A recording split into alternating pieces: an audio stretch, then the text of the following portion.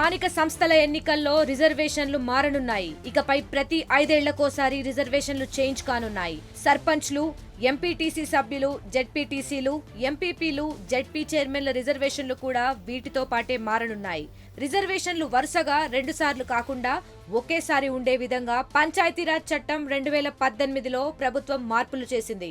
2 కన్నా ఎక్కువ మంది పిల్లలు ఉన్నవారు గ్రామీణ స్థానిక సంస్థల ఎన్నికల్లో పోటీ చేసేందుకు అవకాశం ఇవ్వాలని నిర్ణయించింది. గత బీఆర్ఎస్ ప్రభుత్వం తీసుకొచ్చిన నిబంధనలో రేవంత్ సర్కార్ మార్పులు చేసింది. ఇప్పటి వరకు ఒకసారి రిజర్వేషన్ ఖరారైతే అది 10 ఏళ్ల పాటు కొనసాగేది. కానీ ప్రస్తుత ప్రభుత్వం దాన్ని ఒక టర్ముకు కుదించింది.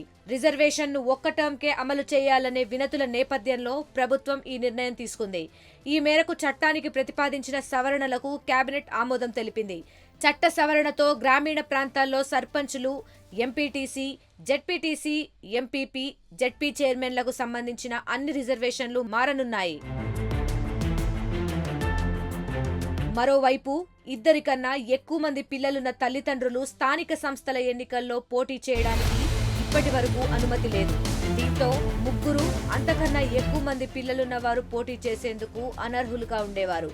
అలాంటి వారు సైతం ఎన్నికల్లో పోటీ చేసే విధంగా రేవంత్ సర్కార్ అవకాశం కల్పించింది. వచ్చే స్థానిక సంస్థల ఎన్నికల్లో ఎంతమంది పిల్లలున్నా పోటీ చేయవచ్చు.